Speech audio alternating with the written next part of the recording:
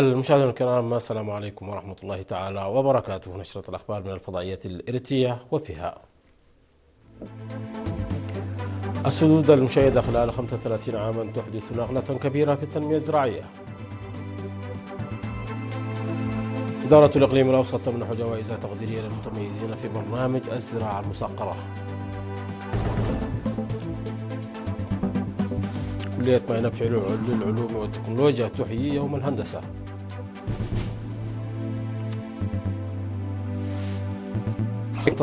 تنتظر ردا إيرانيا، وإسرائيل تستهدف قائد الرضوان في لبنان. عراقجي يجتمع مع نظيره الصيني لأول مرة منذ اندلاع حرب إيران. وكوريا الشمالية تتمسك بوضعها كقوة نووية وترفض الضغوط الدولية. أهلا بكم مشاهدينا. أفاد تقرير صادر عن وزارة الزراعة بأن السدود وخزانات المياه التي أنشئت خلال السنوات 35 الماضية من عمر الاستغلال تؤدي دورا محوريا في دفع التنمية الزراعية وتعزيز الأمن المائي في البلاد. ووفقا للتقرير، فإن عدد السدود الذي كان لا يتجاوز 130 سدا في السنوات الأولى للاستغلال ارتفع بزيادة تفوق 6 أضعاف ليصل حاليا إلى 850 سدا. وأوضح التقرير أن هذه المنشآت المائية التي تشمل السدود الاستراتيجية والسدود الصغيرة والحواجز المائية لم تساهم فقط في توفير المياه للسكان والثروة الحيوانية، بل لعبت أيضا دورا مهما في توسيع إنتاج الخضروات بأكثر من 6 أضعاف وزيادة إنتاج الفواكه بأكثر من 70 ضعفا. وأكد مستفيدون من هذه السدود في مختلف أنحاء البلاد أن المشاريع المائية ساهمت بصورة كبيرة في التخفيف من مشكلات مياه الشرب للإنسان والحيوان، إلى جانب دعم التوسع في الزراعة البستانية وإنتاج الخضروات والفواكه. وأشار التقرير إلى أن الموقع الجغرافي لإريتريا وطبيعته المناخية الجافة وشبه الصحراوية جعلا من الحفاظ على التربة والمياه وإنشاء السدود أولوية وطنية للحكومة والشعب الإريتري. وفي هذا الإطار أوضح التقرير أن الأنشطة المنفذة خلال الأعوام 35 الماضية في مجال الحفاظ على التربة والمياه شملت أكثر من 293 ألف هكتار من الأراضي الزراعية وأكثر من 135 ألف هكتار من مجاري المياه، إضافة إلى إنشاء حواجز مائية تجاوز حجمها 6.2 مليون متر مكعب.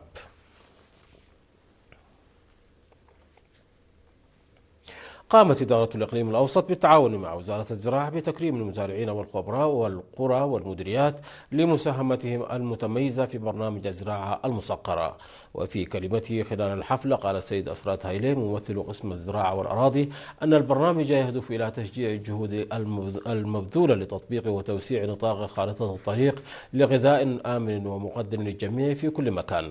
وأضاف السيد أسرات أن البرنامج على المستوى الإقليمي تم تنفيذ البرنامج في حوالي 7477 قطعة زراعية في 64 قرية من أصل 88 قرية في عام 2024، مضيفا بأن الإقليم الأوسط حاز على الجائزة الأولى على المستوى الوطني. وأوضح بأنه خلال العام المذكور تراوحت كميات القمح المحصودة من كل 1000 متر مربع بين 3.2 و 9.3 كنتال للقمح، بينما تراوحت كميات الذرة الشامية الهجينة المحصودة بين 5 و 9.5 كنتال. وقال السيد أمانيل والداسيون منسق برنامج الزراعة المصقرة في الإقليم الأوسط أن المزارعين الذين يربون الدواجن في المنازل في 84 قرية أنتجوا أكثر من 3.3 مليون بيضة في عام 2025، بينما حصد النحالون أكثر من 200 قنطار من العسل. وشكر وزير الزراعة السيد الرفاين برهين المزارعين والعاملين في القطاع الزراعي في الإقليم الأوسط على اهتمامهم والتزامهم بتنفيذ الخطة الاستراتيجية للزراعة المصقرة، وحثهم على مواصلة جهودهم لضمان استدامة الإنجازات.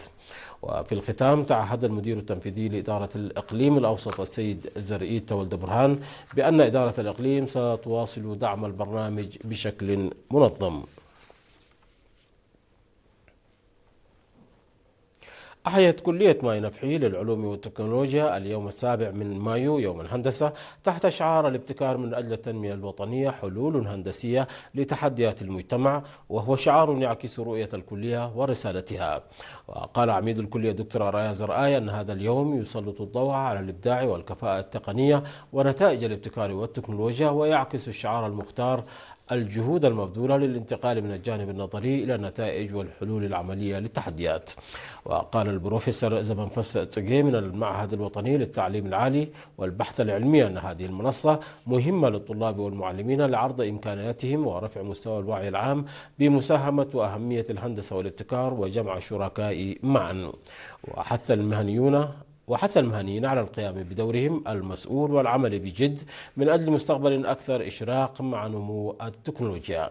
وقال رئيس اللجنة المنظمة للفعالية المهندس بهر سلام سئلو أنه تم تقديم 26 ورقة بحثية وحلول هندسية و32 رسما توضيحيا و29 عرضا هندسيا، وأوضح أن ذلك له أهمية في تشجيع الطلاب على اكتساب الخبرة في حل التحديات. وأوضح أن من المفيد إنشاء منصة تتيح للمهندسين والباحثين وهيئات إدارة المجتمع العمل معا وجمع آراء الجهات الشريكة. وأشار بعض من الذين قدموا أوراق بحثية في ذلك اليوم إلى أن البرنامج يوفر منصة للتواصل وتبادل الخبرات، مذكرين بضرورة إدراك أهميته والعمل على تطويره. وتقدم كلية ماي نفحي للعلوم والتكنولوجيا برامج أكاديمية مدتها 5 سنوات للحصول على درجة البكالوريوس، وبرامج الدبلوم مدتها 3 سنوات، ويبلغ عدد طلابها حاليا 1694 طالبا، 39 منهم من الإناث.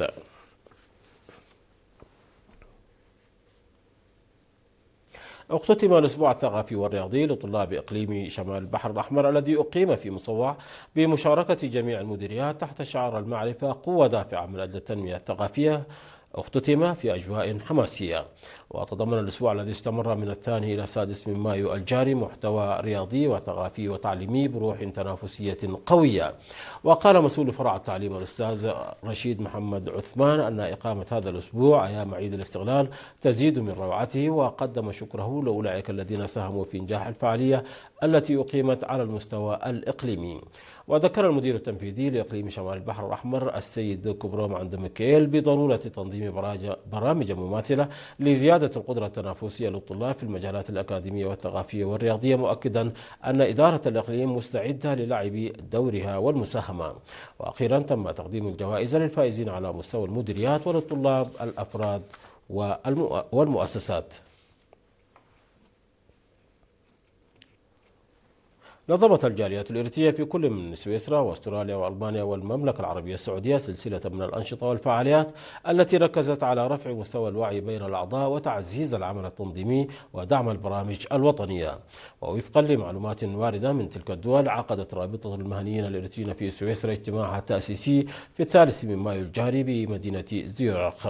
وفي كلمة له خلال الاجتماع، أكد القائم بالأعمال في السفارة الإريترية بسويسرا والمندوب الدائم لدى الأمم المتحدة والمنظمات الدولية الأخرى في جنيف السيد هابتوم زراي أهمية التنظيم في توحيد الطاقات وتطويرها. من جانبها أوضح مسؤول الشؤون العامة والجماهيرية السيد إسماعيل محمد نور أن الوصول إلى هذه المرحلة يمثل خطوة صحيحة نحو تحقيق الأهداف. كما أوضح الرئيس المؤقت للرابطة الشاب سياس حدقو أن الهدف من تأسيسها يتمثل في توحيد الكفاءات المهنية الإريترية وتعزيز مساهمتها الوطنية. من جهتهم شدد المشاركون على أهمية الرابطة باعتبارها منصة مناسبة لتوظيف الخبرات المهنية في خدمة المصالح الوطنية. وفي استراليا نظمت فروع الجاليات والتنظيمات الوطنية والشبابية في مدن بيرث وميلبورن إدليالد وبريسبن وسيدني ندوات جماهيرية واجتماعات تقييم للعمل تحت شعار وحدتنا وتماسكنا الاجتماعي ضمان وجودنا. كما قدم مسؤول الشؤون العامة والجماهيرية السيد ياسين عمر توضيحات حول الخدمات القنصلية وآليات معالجة الخلافات وسبل إدارتها، فيما دعا القنصل العام لإريتريا في استراليا ونيوزيلندا السيد اندرياس أبراهام إلى تعزيز الوحدة والمساهمة في البرامج التنموية. وفي ألمانيا عقد فرع الاتحاد الوطني للمرأة مؤتمره 22 بمدينة فرانكفورت بمشاركة ممثلين عن 24 فرعا وبحضور القائم بالأعمال في السفارة الإريترية بألمانيا السيد يوهانس ولدو. وشهد المؤتمر تقديم تقرير حول الأنشطة المنفذة خلال السنوات الثلاث الماضية. كما قدمت مسؤولة الاتحاد الوطني للمرأة في أوروبا السيدة نجيست تسفاي محاضرة بعنوان إدارة الوقت والتخطيط. وفي ختام المؤتمر تم اعتماد خطة عمل للسنوات الثلاث المقبلة وانتخاب هيئة قيادية جديدة. وفي المملكة العربية السعودية نظمت في مدينة جدة دورة تدريبية لكوادر وقادة الفروع الشبابية والتنظيمية وتناولت موضوعات فكرية وسياسية متعددة شملت تاريخ الشعب الإرتي وأهمية التنظيم والحرب النفسية وسبل مواجهتها والميثاق الوطني والهوية الوطنية. وفي ختام الدورة أكد القنصل العام السيد عبد الرحمن عثمان ومسؤول الشؤون العامة والجماهيرية السيد أحمد جعفر أهمية إعداد الكوادر في تعزيز التنظيمات الإرتية، داعين المشاركين إلى الاستفادة العملية من المعارف التي تلقوها خلال التدريب.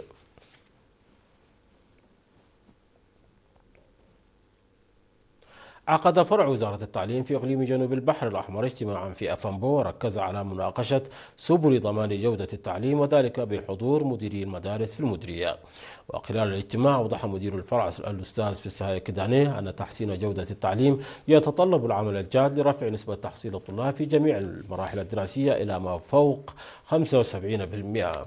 وأكد على ضرورة التزام المعلمين بالجدية والنشاط وتطبيق أساليب تدريس تعتمد على التخطيط والتنظيم إضافة إلى الاهتمام بالطلاب الضعفاء ومتابعتهم بشكل مستمر إلى جانب تعزيز دور مديري المدارس في الرقابة والإشراف التربوي.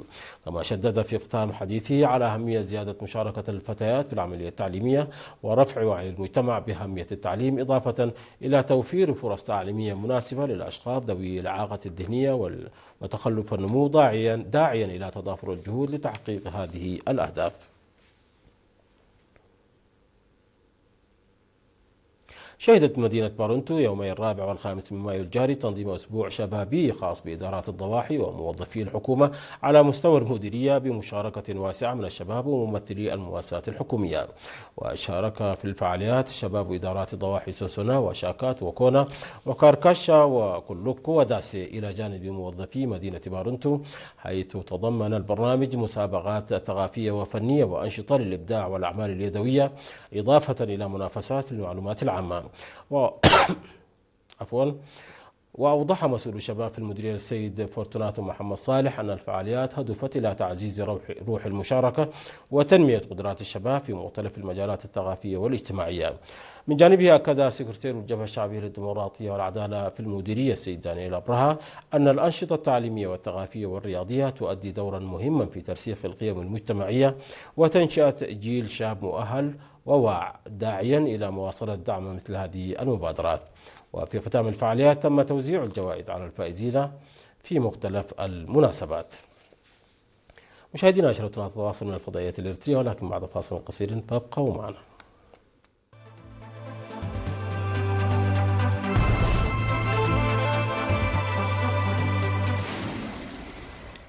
قال موقع أوكسيوس أن أمريكا تتوقع ردا من إيران خلال 24 إلى 48 ساعة، مشيرا إلى أن التواصل مع إيران بطيء لأن كل رسالة يجب أن تمر عبر المرشد.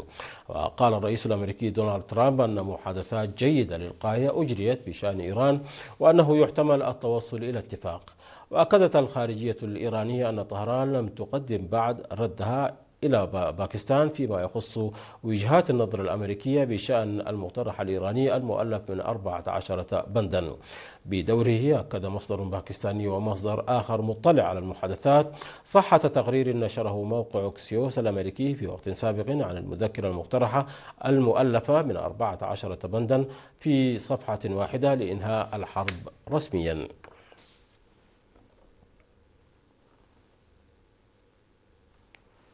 التقى وزير الخارجية الإيراني عباس عراقجي مع نظيره الصيني وانغ يي في بكين في تأكيد على العلاقة الوثيقة بين البلدين. وأعلنت وكالة أنباء الصين الجديدة شينخوا عن زيارة عراقجي، وهي أول رحلة له إلى الصين منذ أن تسببت الحرب الأمريكية الإسرائيلية على إيران في أشد صدمة عالمية على الإطلاق في إمدادات النفط، مما شكل تهديدا لأمن الطاقة في الصين أكبر مستورد للنفط الخام في العالم. وعقب الاجتماع ذكرت وزارة الخارجية الإيرانية أن عراقجي أطلع وانغ على سير المحادثات مع الولايات المتحدة قائلا: إيران أظهرت قوتها في الدفاع عن نفسها واستعدادها الدؤوب لمواجهة أي عدوان، وهي أيضا جادة وثابتة كذلك على الصعيد الدبلوماسي. وفي وقت سابق من هذا الأسبوع حث وزير الخزانة الأمريكي سكوت بيسنت الصين على تكثيف الدبلوماسية لإقناع إيران بفتح مضيق هرمز أمام الملاحة الدولية. أكدت وكالة الأنباء المركزية الكورية الشمالية أن البلاد غير ملتزمة بأي معاهدة تتعلق بعدم انتشار الأسلحة النووية. ونقلت الوكالة عن كيم سونغ الممثل الدائم لكوريا الشمالية لدى الأمم المتحدة القول في بيان أن الولايات المتحدة وبعض الدول تفسد الأجواء في مؤتمر المراجعة 11 لمعاهدة عدم الانتشار النووي الذي يعقد في مقر الأمم المتحدة بإثارة قضية الأسلحة النووية الكورية الشمالية. وأشار إلى أن وضع البلاد كدولة مسلحة نوويا تم تكريته في الدستور معلنا بشفافية مبادئ استخدام الأسلحة النووية.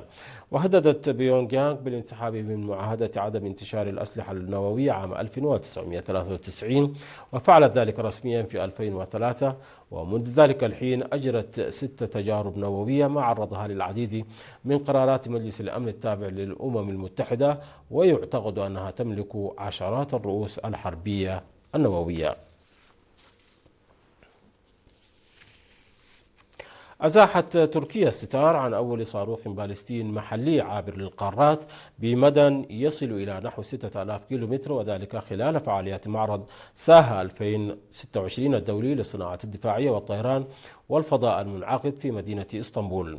ويصنف الصاروخ الجديد ضمن الأسلحة فرط الصوتية، حيث تتراوح سرعته بين 9 و25 ماخ، وهو ما يمنحه قدرة فائقة على مناورة وتجاوز أنظمة الدفاع الجوي والصاروخي المتطورة. وشارك وزير الدفاع التركي ياشار جولر في مراسم الكشف عن الصاروخ الذي طوره مركز البحث والتطوير التابع للوزارة، مؤكدا في كلمته أن قطاع الصناعات الدفاعية التركي تحول إلى منظومة متكاملة لتطوير التكنولوجيا المتقدمة، مشددا على أن هذا الإنجاز جاء نتيجة تخطيط طويل الأمد وإرادة حازمة.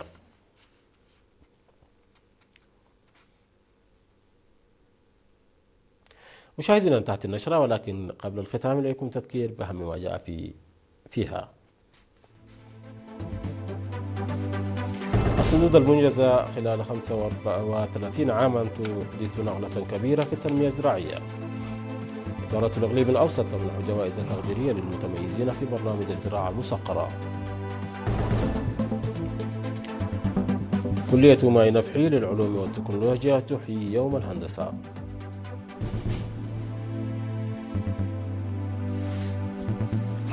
أمريكا تنتظر ردا إيرانيا، وإسرائيل تستهدف قائد الرضوان بلبنان. عراقجي يجتمع مع نظيره الصيني لأول مرة منذ اندلاع حرب إيران. وكوريا الشمالية تتمسك بوضعها كقوة نووية وترفض الضغوط الدولية. مشاهدينا، انتهت النشرة. شكرا على حسن المتابعة، تحية لكم أينما كنتم، إلى اللقاء.